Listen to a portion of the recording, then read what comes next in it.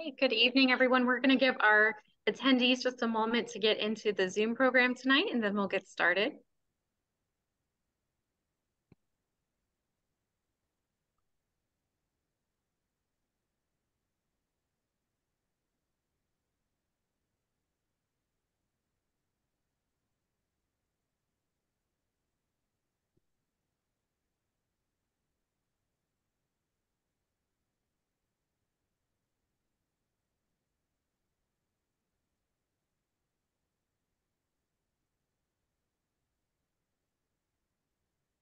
Well, good evening, everybody. Thank you so much for joining the Hudson Library tonight for our virtual author event with actor and New York Times bestselling author Andrew McCarthy. He is joining us for a conversation about his recent book, Walking with Sam, a father, a son, and 500 miles across Spain as part of the library's Tour of Spain month. Also joining us for our conversation tonight is fellow actor and friend Matthew Lawrence. Andrew McCarthy is the author of 3 New York Times bestsellers, Brat, an 80s Story, Just Fly Away, and The Longest Way Home. He's an award-winning travel writer and served as an editor-at-large at National Geographic Traveler magazine.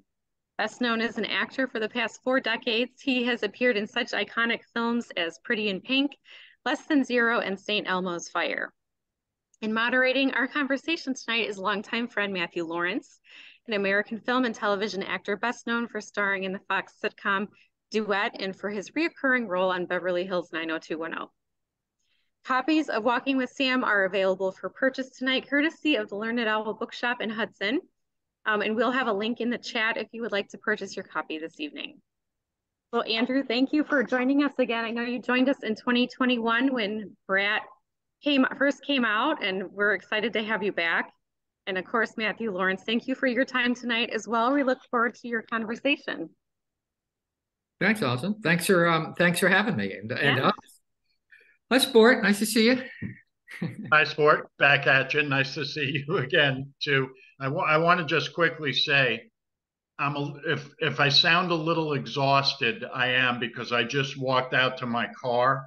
It's about 200 feet.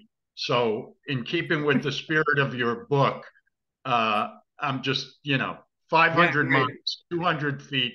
I'm a little exhausted. I still don't know how you did this, but you'll explain, I imagine. Yeah.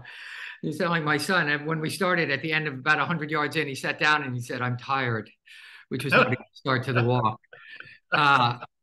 Yeah. So I guess I should probably explain a bit what the Camino de Santiago is for some who don't know. It's an ancient pilgrimage route across the north of Spain that came into being in, I think, the 8th century, when the Catholic Church said that the bones of the Apostle James had been found in the farthern westernmost reach of the Iberian Peninsula, and anybody who marched across Spain to this spot would get half their time in purgatory knocked off, which is, a good deal, right? So in essence, it was kind of like the first package tour. And anyway, I think the real reason, though, was it had more to do with real estate, in the sense that this was when Islam had taken over Spain and the Catholic Church wanted the country back. And so it was very convenient that suddenly these James was discovered there when he had never been there in life. So, and it said, so when you march there, while you're on your way to get your soul purged, kick out those damn Moors. And so they did. Yeah. It was the beginning of the Crusades and the Knights Templar and all this bloody, gory stuff. And it worked because of the Camino, Christianity took back Spain, and it's been that way ever since. And so anyway, I heard about this almost 30 years ago. I read a book about it by a guy named Jack Hitt. I always give Jack a call out because he changed my life. And that's an amazing thing about books, and we're at a library event. Books change lives, And I've never met Jack Hitt, but his book called Off the Road, I picked it up at random in a bookstore, and I read about his journey across Spain, and I just said something in that, just said, I'm doing that. And 2 weeks later, I was walking across Spain. And then I did it again. I'd always wanted to do it again. And it was a real life-changing event for me. And so we can get into why, I guess, a little later. But and so I did it again with my son for this book, which wasn't the intent. The book wasn't the intent of it, but we can talk about how that happened and why that happened. But yeah, that's what the Camino is. And it's a 500-mile walk from the south of France over the Pyrenees into Pamplona, to since we're in Spain month, into the Basque Country, Pamplona, Logroño, Burgos, to León, to Galicia, and Santiago de Compostela. So you get a good tour of the north. Incredible. It's incredible. And I could save this for the end, but it truly is. We met doing a movie called St. Elmo's Fire. I had a small but very, very important role in that film. It's where we first met. And later you came back out to Hollywood to do Pretty in Pink, I think it was. And we developed our real friendship during that movie. The thought that the guy that I met then and became friends with and went on golfing trips with and did all these things with would become this author, forget about your directing and all your stuff, that you would become a best-selling author was maybe the most foreign thought I ever would have had in my life. Yeah, me too. I never read a book in high school. I never did my homework. I never read any of the stuff we're supposed to do. No, I had no interest in books or reading or writing at all. I came to it very late. It's weird how I did, but when I did, I sort of felt like I'd come home to myself in a certain way. But that took, I was well into my 30s when I started writing. Yeah. I started to say this book is truly astounding because, and kidding around, we had a conversation the other day about men being older men who have kind of lost some kind of connection with the world or with things. And it was a great conversation we had. And seeing as how I'm really old. I'm just old. You're really old. Yeah. I'm really old. It's a very important thing. And for now, as old as I am, I have a 16-year-old son and a 19-year-old son. And I'm way too old to have those ages. Your son, I remember when Sam was born, and I think he's about a year. How old is Sam? 21 now. He was 19 when we walked. Yeah. Right. So he's a little more than a year older than my son Everett. And I remember when Everett was 3 or 4 months old and I was walking around outside my house at 5 in the morning because he wouldn't sleep. I called you one time because I looked to you for advice about Sam. God help you. And, well, that's what happened. But you said some great things to me that really, I was so angry at myself for reacting in the way I was reacting with you. And to hear you say that you had gone through the same things with Sam meant a great deal to me at that time. And so the thought of that conversation, and now this travel with Sam and the walk with Sam, and you'll talk about what it meant to you and what is just, it just touches my heart. It really does. And anybody that reads it, if they have children, even if you don't have children, but if you have children, some amazing things in this book. Yeah, I mean, I guess I'd always had a fear too that, I left home at 17 and never went back. And my relationship with my dad, in essence, and I know you were very close to your dad, but I was not. And my relationship with my dad, in essence, ended when I left home. And I'd say it's probably the biggest regret that I have in that. And, being who we were, I don't think it could have been otherwise. But right. And I reconciled with my dad years later before he died. And I talk about that a bit in the book, because the book is, it's a travel book, but it is a father-son book and the legacy of fathers and sons. And so I can think I'd always harbored this fear that someday my son would wake up and hate me and want to walk out the door and never walk back. And and so consequently, I think I had overcompensated in certain ways. And I think the degrees to which we overcompensate are the very degrees to which we ensure what we're afraid of will happen. But anyway, so I think, so I'd always wanted to walk through this walk again. And Sam had, and I'd always been telling my family what a meaningful experience it was for me and how it had changed my life. And we can come back to how that happened the first time later. But Sam has just broken up with his girlfriend, or his girlfriend, they'd just broken up, and he was moping around the house. And I said to him, "Hey, Sam, you want to walk the Camino?" And he said, like, whatever. Yeah, sure. And at that moment, I walked into the other room and I went to my computer and I bought 2 tickets to Spain. And 2 days later, we were in Spain walking. And I did that because, as you know, in a few days, he would have recovered and said, I'm not walking across Spain. But I got him in a weak moment and off we went. And we started walking, And then on day 2, I think he turned to me and said, Dad, what's the point of this effing walk? And, he didn't say effing. And then, the last day, so spoiler here to save you from reading the book, he said to me, but it's about the journey, not the destination. But he said to me, Dad, that's the only 10 out of 10 thing I've ever done in my life. So, I think it was a profound experience for both of us to sort of have that time together. I had the ultimate luxury that you get with an adult child, which is time. I realized I could just walk beside him and be with him and let him process his stuff. My son is the kind of guy, you sit him down to talk, you don't get very far, but you get him moving and eventually it all comes out. And as we're walking, I remember every morning I would kind of say, don't say anything, just walk, just morning sound and just get going. And eventually, whether it was 5 minutes or an hour and a half, he would go, okay, and then he would start and it would all start coming out. And, I think it was one of the great things I learned on the trip was to just keep your mouth shut. You don't need to know everything. You don't need to have the answer. Because, in our life with kids like this, it's like they're running out the door and you go, hey, Sam, you want to have sushi? Yep. All right, I'll see you later. Yeah. And, here I had a captive audience. And so I didn't have to know. I didn't have to solve. I didn't have to do any of that stuff. I just had to be there. And that was a big lesson for me to just be there, just walk and just let him process and receive him, and to see him. I think it's such a big thing in our lives, right? We all want to be seen so much. And, I think that's one of the big things I had when I was branded with the Brat Pack label, which has now become this wonderfully iconic, affectionate term of, I and the other members of the Brat Pack have become like the avatars of a generation of their youth.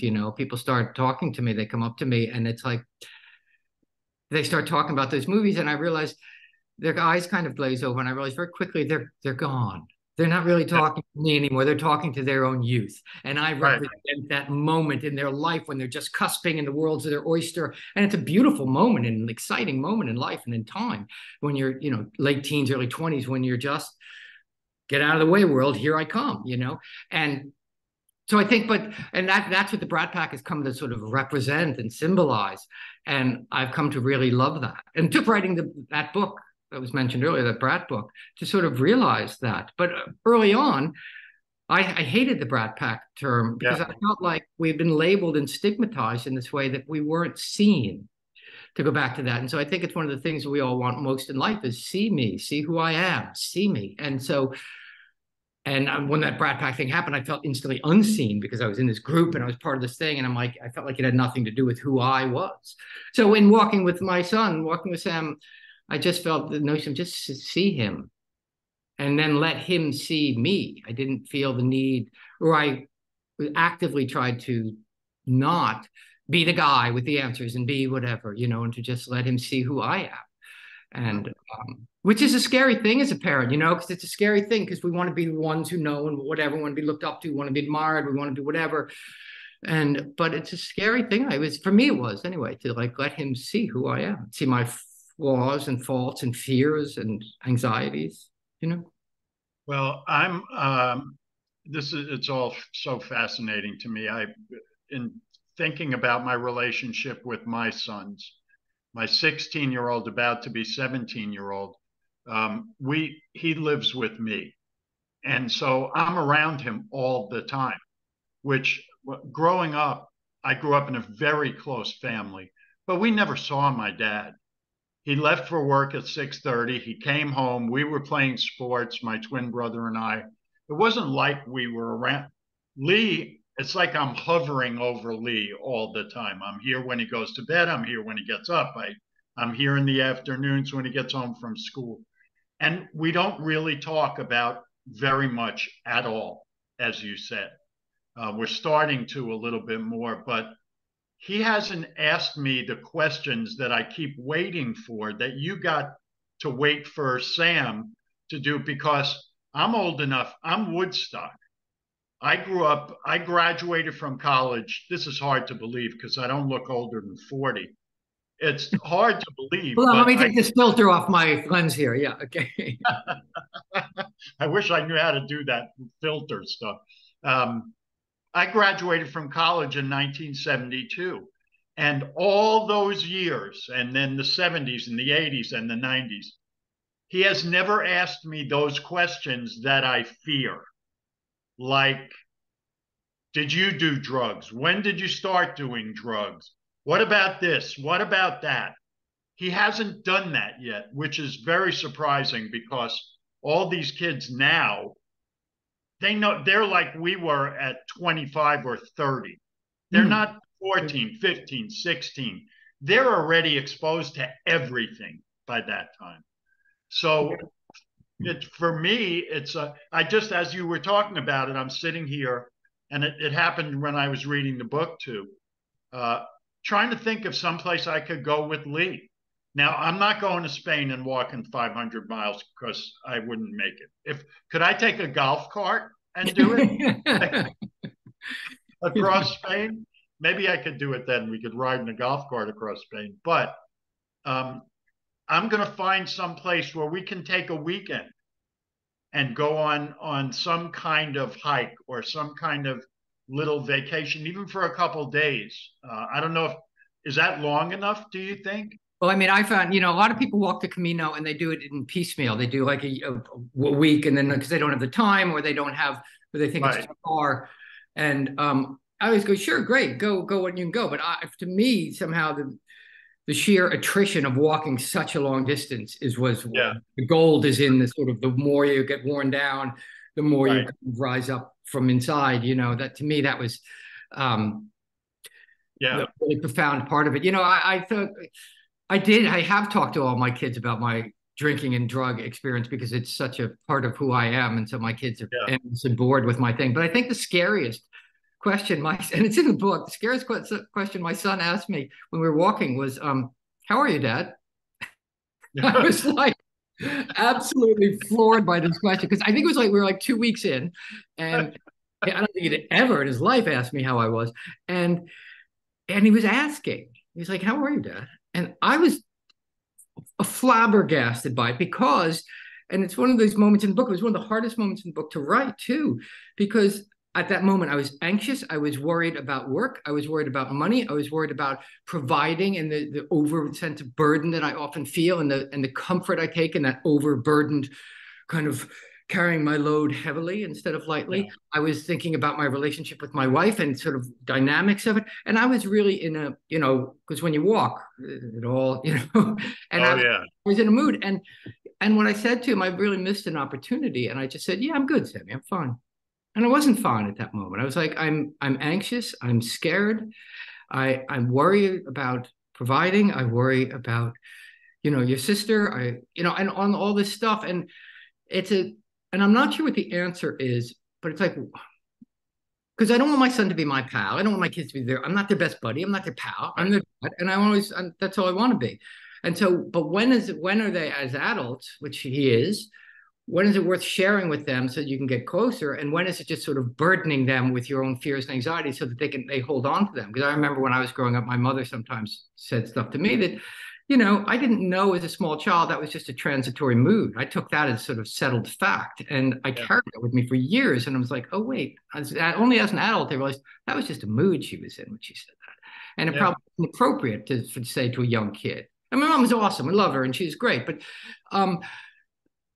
so it was interesting to sort of reconcile, what do we share with adult kids? How much and how much do they need for us? There was a moment later where I tripped and I fell hard.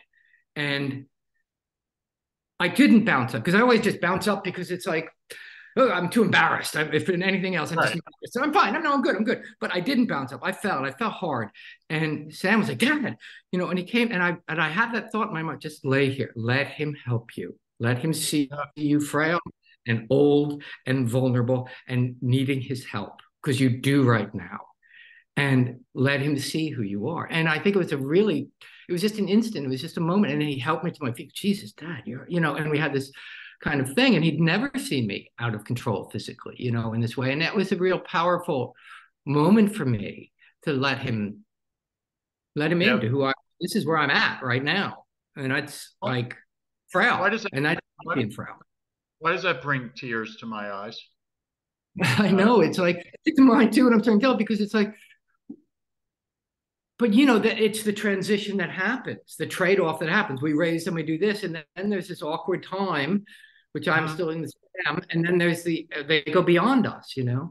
I mean, I knew I had a book in this because we're walking across, and as you walk across Spain, Santiago is 50 miles from the sea. You walk across the whole country, and then it's 50 miles from the sea, and that's where the pilgrimage ends.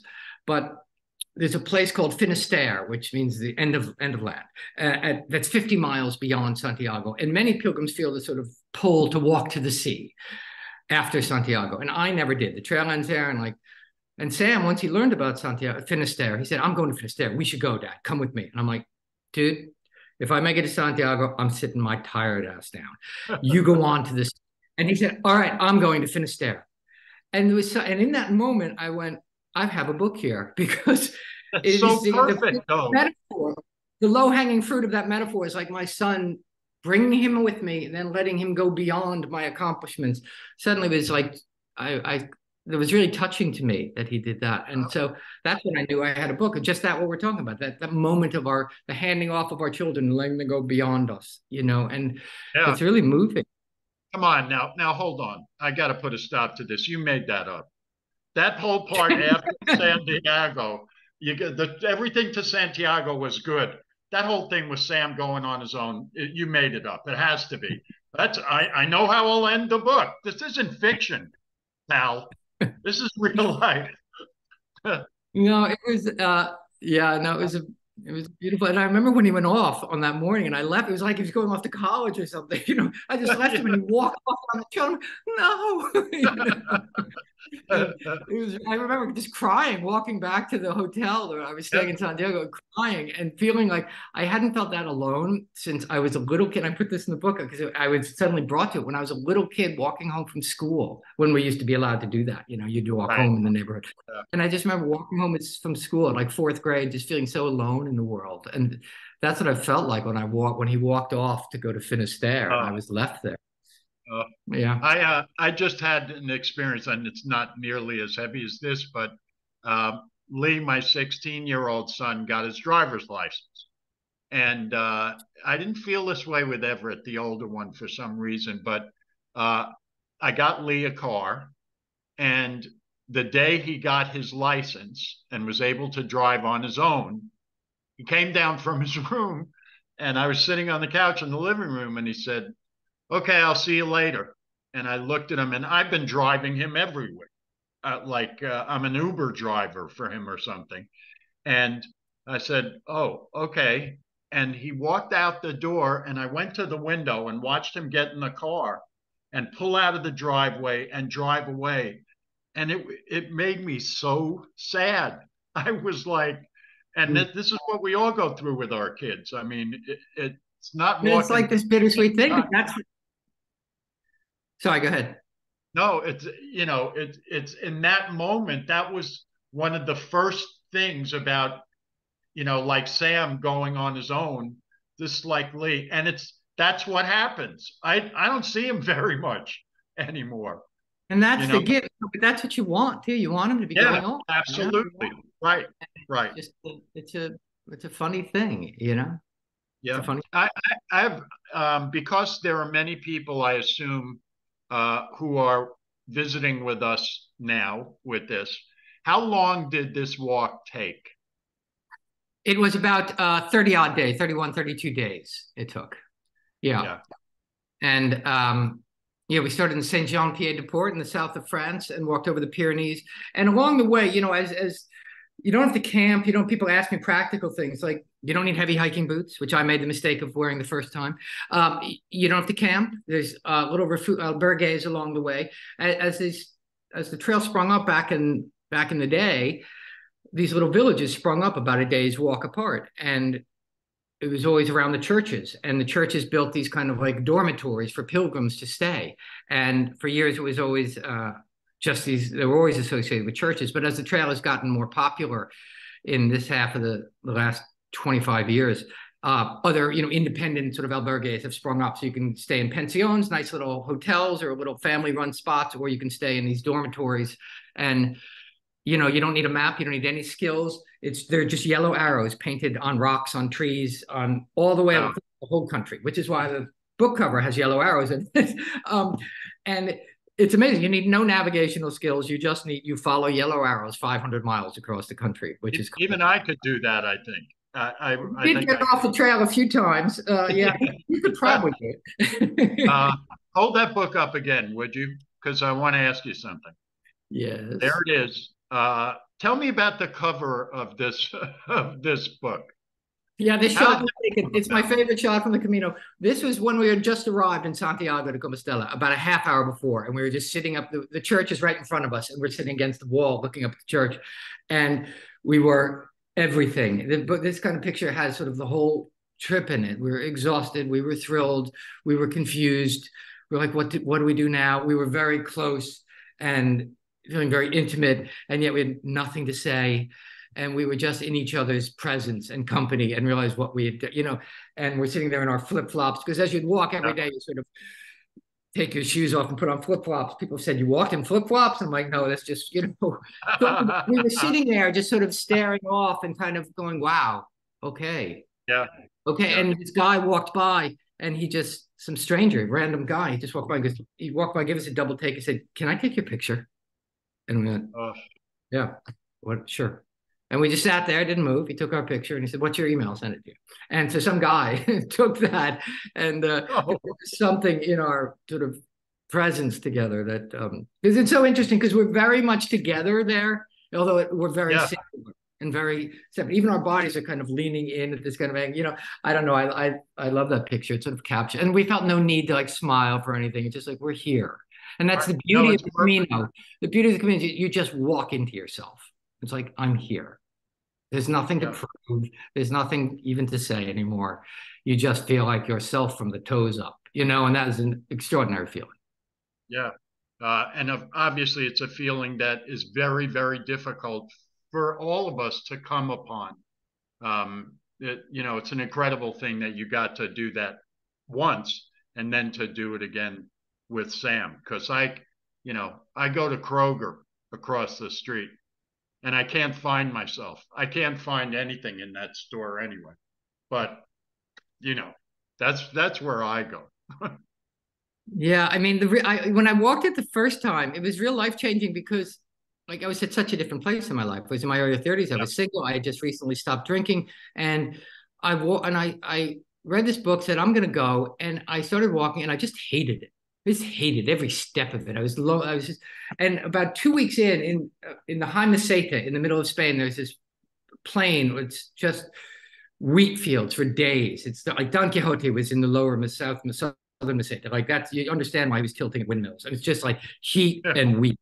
And there's no shade. And for days, you could walk to the horizon, you get to the horizon, and it's wheat as far as you can see. And it makes you kind of crazy. And on the third day of walking through the wheat, I found myself on my knees sobbing, and I didn't even know why. I was just sobbing my eyes out.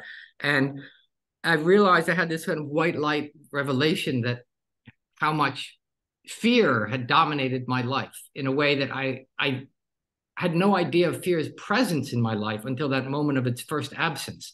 It had been so pervasive in my life that I wasn't even aware of it. And in that moment, when it was lifted from me for a moment, it was that feeling of like, oh my God, there I am. There I am. This is who I am. And then I skipped across the rest of Spain, and that's what started me traveling the world, was that feeling. And, fear is a cunning foe. It keeps coming back and stuff, but it can never, once you've kind of identified something like that, it can never hold you blindly like it has before. And so it was a real before and after moment in my life. And that's why I'd always sort of wanted to do that again. And anyhow. And that you got to do it, as I said, with Sam is absolutely incredible, because the great thing is Sam has reactions to this walk. Who knows what the lessons or things he thought about are going to influence him moving forward. Oh, for sure. And he did it again this year. He did it again 2 years ago. He just walked the Camino again this last summer. What? Yeah. Oh, okay. So he's a Camino addict. He's an addict now. He went back on his own and did it on his own this summer. Oh, okay. Yeah. That's amazing. Just yeah. amazing. And hopefully one day he'll take his son. Yeah, it'd be kind of cool. And you want a real book ending. There you go. There's the ending to that book. Okay, should we take some questions, do you think? Sure, if there are any. If there are any? Yeah. Does anybody have one there? Yeah, we have two in the Q&A. Okay. Are you able to open up the My Q&A? favorite memory of making Weekend at Bernie's. I love Bernie. I think Bernie's great. I think it's just the stupidest movie, and I love it. My favorite memory, there was one moment we were doing some dumb thing, and we shot a lot all night long, often. And I just remember Ted Kotcheff. We did something. I can't remember what it was, but Ted Kotcheff was just sitting there. It was like 3 a.m, and we're trying to be funny and be zany. And Ted just went, "Cut. Not funny." Not even. I mean, he's kind of like, "Yeah, can we go home?" The funny thing about Bernie is that it was just like we just made so much of it up. It was just such a ridiculous kind of thing that, like, let's throw him over the balcony. Yeah, okay, let's throw him over the rail there. And what if the high tide comes and washes him out to sea? Yeah, let's have him wash out to sea. That's a good idea. Okay, and all this kind of stuff was just utterly ridiculous. So we just sort of, but that's what makes it so funny. I mean, and it's one of those rare things, as you know, if you're laughing on the set, it's rarely funny to outsiders. Yeah. We thought we were hysterical when we were making it. Of course. Did you make the crew laugh? Yeah. If you can make a crew laugh, you're doing good. Right. That was always okay, I got those guys, I'm good. Yeah. Is there another one? I don't have any on my screen, Allison. I got to, it says, how many hours a day did you walk? Where are the restroom facilities? Yeah, we'd walk, you're walking about 12, 13, 14, 15 miles a day. So most people start out at the crack of dawn or before. I, being with a 19-year-old, was starting out at the crack of noon most days because it was hard to get him out of bed, which most of our fights happened like me going, "Come on, son." And I'm old, so I'm up at dawn. And he's a kid, so he's sleeping, So that was our biggest thing, is get out of bed to him. And Spain, as you know, in the summer is blisteringly hot. So the point is to sort of walk in the morning and arrive somewhere in the afternoon and just relax for the afternoon and avoid the heat of the day when everyone is having a siesta and the smart people are in the shade. But me and Stan are out there burning our way through the afternoon because I couldn't get him out of bed in the morning. So we're just dying in the afternoons. And are there bathrooms? Yeah, there are little towns along the way. There are little bars that you pass with what we'd call a cafe.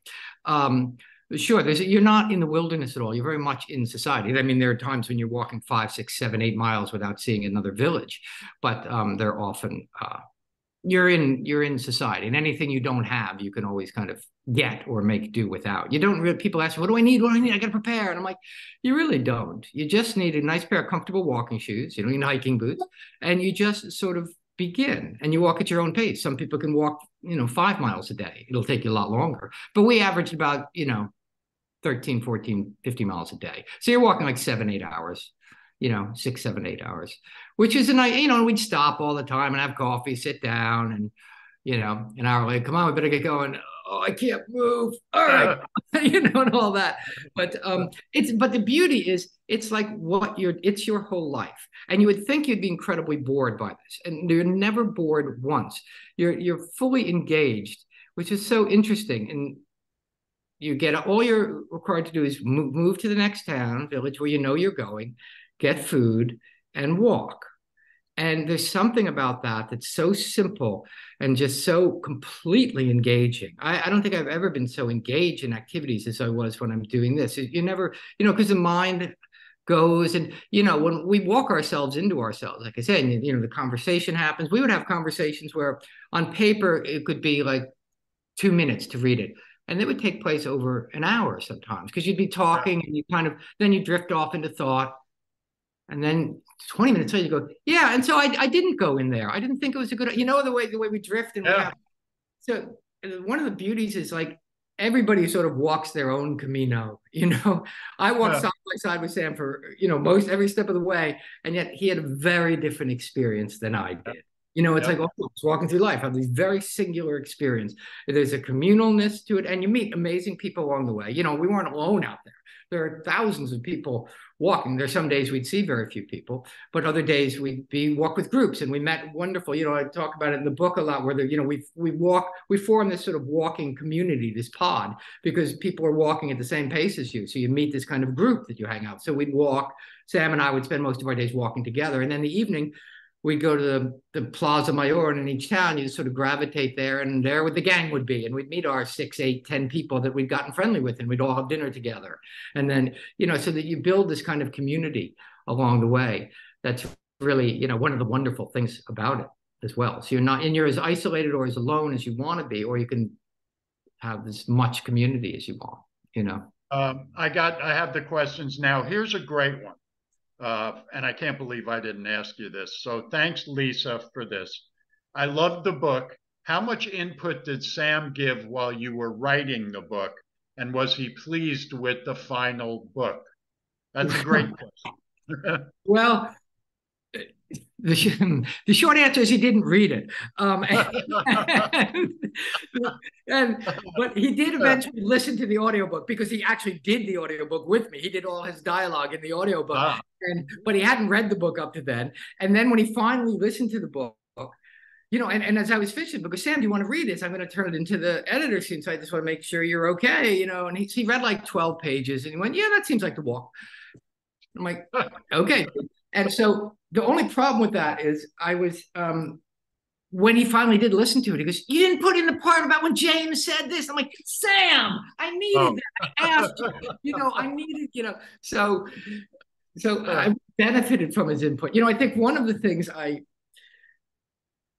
if the book has a flaw, which, it would be a very minor flaw if it were to have a flaw, is that, I'm so enamored with my children, all three of them, that I think I bent over backwards not to portray him as like this, amazing young guy, which I feel is. He also drives me crazy, of course, and maddening. And like when we're walking, at the end, Sam, someone asked us if we fought along the way, and I go, oh my God, we fought every day getting this kid out of bed. And Sam's like, what are you talking about? We fought like twice. And I'm like, dude, I realize I'm much more sensitive. My son lets things roll off his back much more than me.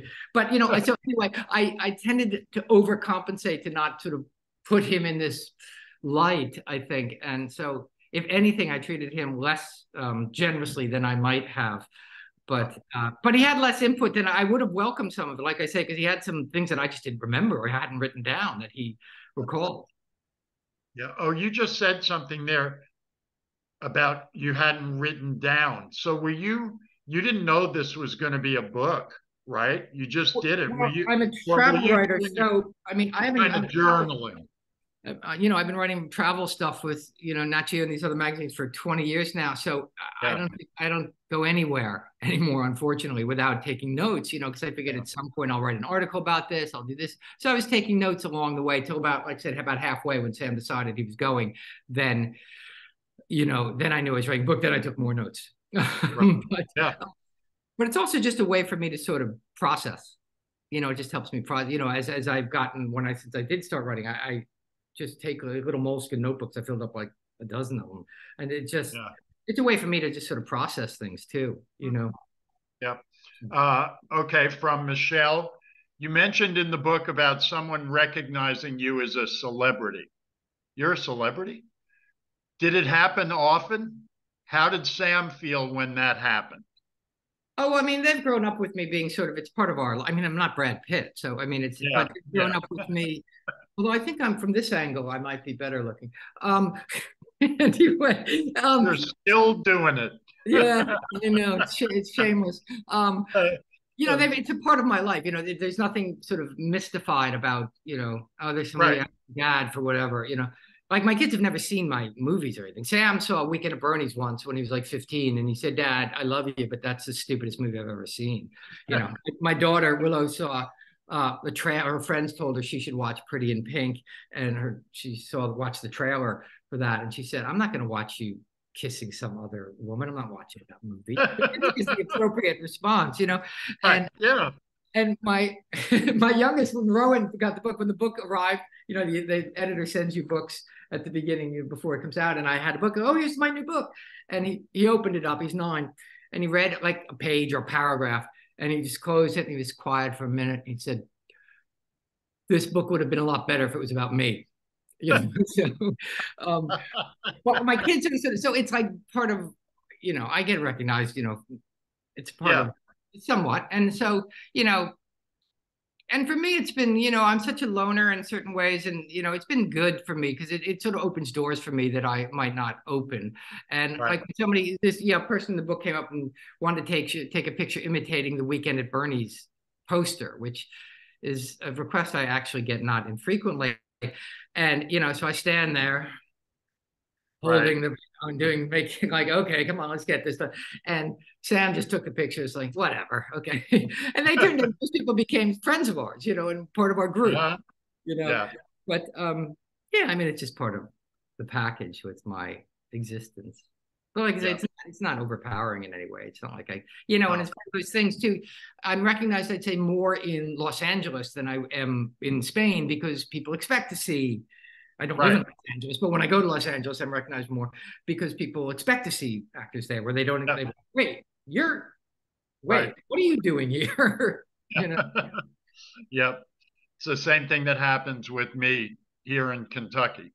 When somebody does recognize me for something, they go, wait, you're the guy from, wait, what? What are you doing here? I'm just passing through, pal. Thanks. Anyway, here's another one. Was there one particular place that you were so overwhelmed by the beauty in nature that it stopped you in your tracks? I imagine there were many of those There have places. been many in life, but on the Camino, there are 2 moments that jump when you say it. First of all, the Camino in many parts is not beautiful. You're walking in and out of several big cities, like I mentioned earlier. So, you know, there's something interesting about going from a village of 12 people walking into a city of 250,000 people. And that's it. And, you know, the outskirts of cities are not beautiful, and walking back into society is an interesting thing. But what's even more interesting is walking out of the city and back into the nothing. But yeah, there are 2 spots that I found that there was one moment late in Galicia. The last week of the trip is stunningly beautiful. It's very verdant and green, and it's like Ireland, you know, it's very lush. And there was just a trail we were walking, and you know, we were walking through a tunnel of trees, and there was a field with cows on the side, and it was ivy covered stone fences. And Sam and I both stopped and just went, wow. And he just turned to me and was, this one's an 11. You know, and it just, and it was just like we both were just hit like this tiny little stretch of just like, wow, this is just like, the sun was dappling. It was just like perfect. It's just like, you know, and there's those little moments that happen, and they're so nice when they're sort of shared like that. And there was another little village that we went to, San Juan de Ortega, which is this tiny village of maybe 20 people, and there's nothing going on there. There is nothing happening. And I just remember in the evening watching the swallows, you know, and at sunset, the swallows all dart around, you know, they have this riot party at night in the eaves of the church. And I just remember sitting there watching that as the sun was setting after a blisteringly hot day. And Sam, I was sitting on a picnic table, and I was just like, wow, this is so, there's nothing else happening. And it was so wonderfully simple. And Sam walked up and I go, you bored? And he said, no, at first I thought this town was a S-hole, shithole, forgive me, people, but it's actually really cool here.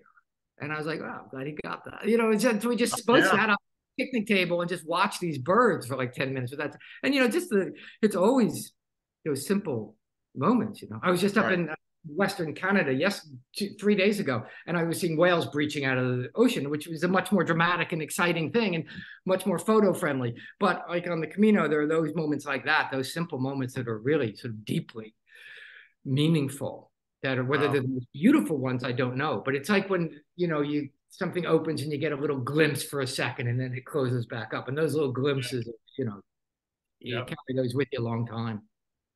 All right. Janet would like to know any interesting stories about your Spanish language attempts.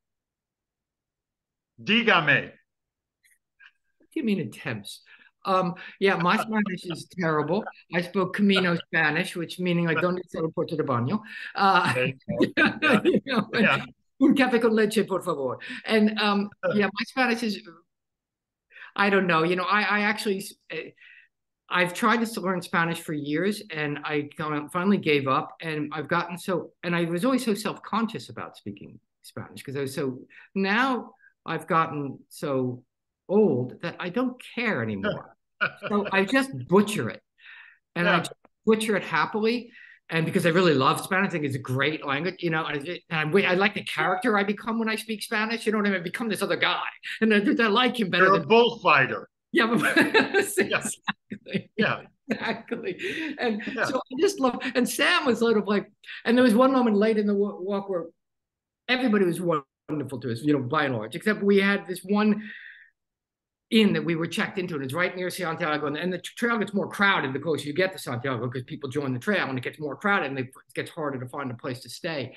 And I made a reservation in advance at this inn, and when we got there, the woman had given our room away, and I'm like, what are you talking about? And I was tired, I was hungry, we needed this room, and like I lit into her, and she lit into me, and we got into this argument in Spanish that it was like,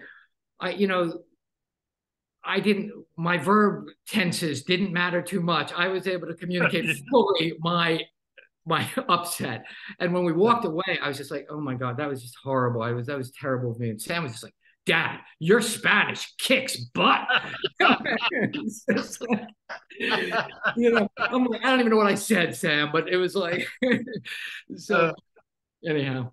I have a real quick, great story about the first time I went to Europe. I was 20. I went with my roommate from college, and we rented a car, and we were in Barcelona. And it's insane driving there. Insane. I mean, all cars going around rotaries and everything. And I'm 20 years old, and I'm driving this car. Now, the summer before I went, I worked in a factory in New York with a lot of guys from Puerto Rico loading trucks. And they were the best. And they taught me all these curse words in Spanish. We would have these conversations. So I get to Barcelona, and on the front of the car is a license plate. It's a tourist plate. So all the cab drivers in Barcelona know that there's a tourist driving this car. And I would be on the wrong side of the road, or I would do something, and they'd roll down their windows and start cursing at me because they figured I was a tourist. And I'd roll my window down and let them have it 50 times worse with curses. And they'd roll their windows up and drive off real quick. I love that part of Spain for me too. That's a great memory for me. I love Spanish. I love it. Yeah, I mean, it's interesting how, other languages are just cool. I wish I was better at, I wish I had an ear, and I wish I had the discipline. But yeah, no, I wish I could speak it better. Okay, here's one. Would you do the walk again? This is from Becky, and if so, with who? Now, well, 2 times enough, do you think, or would you do it again? I would do it again. You know, I in many ways, I'd kind of do it tomorrow. But I do think it takes a while for the sort of gifts of the Camino to rise up. You know, it's a slow thing. There were things that took me years to kind of realize after my first Camino. So I think I'm still getting gifts from this one. So I would definitely like to do it again, and I would do it again. And I hope to do it again.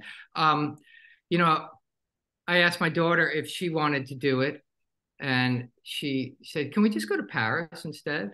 And then, but my little guy says he wants to walk with me when he's 16. So I told him better hurry up. I'm aging out of this. But yeah, I'd love to do it again.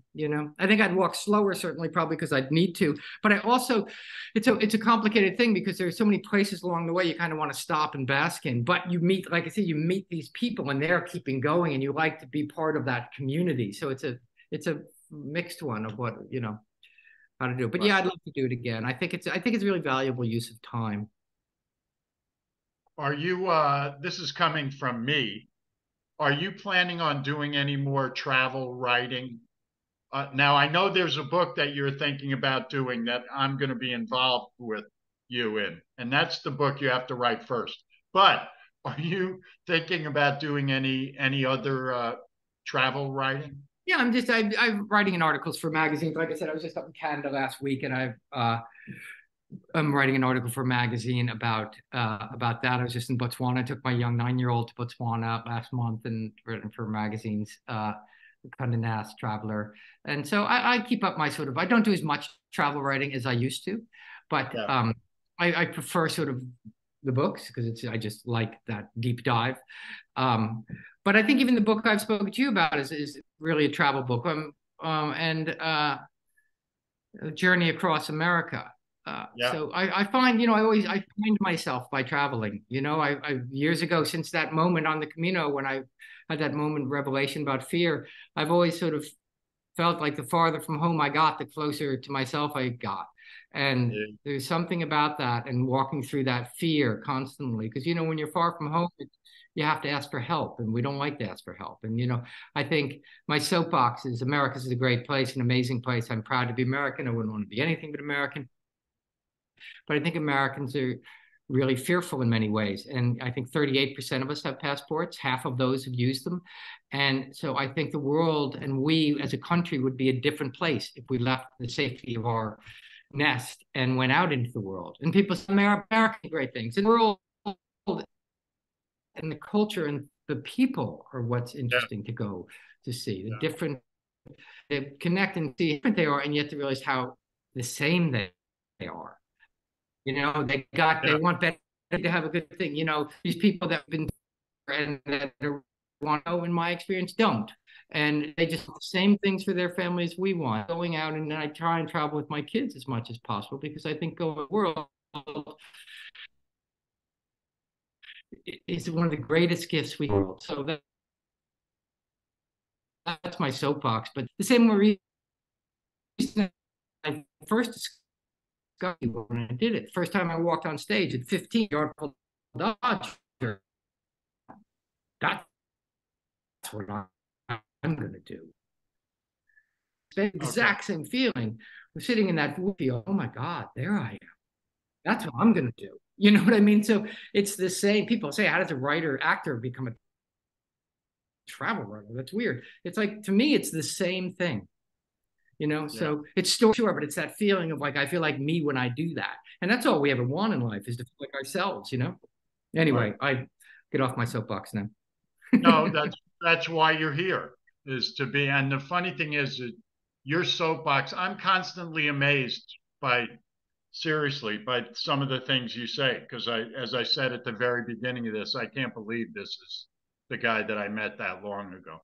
Because some of the stuff you say is actually brilliant. I don't know if you realize. Same idiot, you knew it. No, and it's good that maybe you don't know. But that's why I asked you to do this with me, because no, I'm a student of the world. I mean, like you, I have been so blessed to travel all over the world. And I just listening to you, I'm very grateful that I'm your friend. I cry at dog food commercials. So, okay, let's just. I cry when my kid does a good karate chop in class. I know it's terrible. Okay. How we doing, Allison? Should we take one more? Yeah, we have time for one more. So Matthew, if you want to find a good one.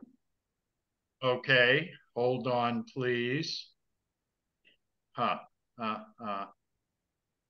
There's a quick one. Did you visit any churches along the way? I did visit churches. I thought it's an interesting thing about the churches because I like the little ones, the little tiny Romanesque churches that were built in like the 9th century. These tiny little dark things. I found those so interesting, and so because those were the hub of the world, that the community, and they were beautiful, and they were really spoke of a certain time and that mustiness inside and everything. I would always poke my head in all the churches. I was raised Catholic, but I'm not a practicing Catholic at all anymore. But I did always go, just culturally, I thought the churches were fascinating. Yeah, unbelievable. There was a place in France I went, I think it was called Honoré, that's on the seacoast. And it just, I haven't thought about this in probably 40 years. The little church that was there, the roof was the hull of a ship because it was a seaport town and there were a lot of things there. And I, for some reason, that always stuck out to me. I was like, boy, this is really cool. All right, let me see if I can find one more. Hold, please. Did you? Oh, here's one. I'm interested in this. What was the most unusual food you ate while you were over there? Like while you were out walking, did you just pick up a snail and eat a snail or something like anything like that? No, I am not a foodie, so I don't discover a cold place through its food very well. We did eat way too much jamón ibérico, the Spanish version of prosciutto, and so no, and we ate a lot of bad pizza. So no, there's all this great food in Spain, but along the Camino sometimes there isn't. There in these. So I'm when I travel with someone who is a foodie, I'm always like, wow, there's a whole other part of the world that I don't experience very well. But neither nor I were much of a foodie, so we just sort of ate to energize. Yeah. And also at dinner time, we were eating at like 6 o'clock, 7 o'clock, and the Spanish don't eat till 10 o'clock at night. But up at the Camino, so all the pilgrims are eating at 6 o'clock and are asleep by 10 o'clock. So we were sort of out of step with the rhythm of the community in the evening anyway. Okay. Thank you good, both. Allison? Yeah, thank you both so much for your time villages tonight. along the north dying. Oh, okay. Thank you both so much for your time tonight. Go ahead. We had a lot of fun listening to your conversation. It's clear that you guys have been friends for a long time, and that certainly made the evening fun to spend with you both. So thank you guys. You, Allison. Always a pleasure. You. And we look forward to your next book, Andrew McCarthy. See you, sport. Thanks. All right. Thanks. Yep. Good night. Have a good night, everybody.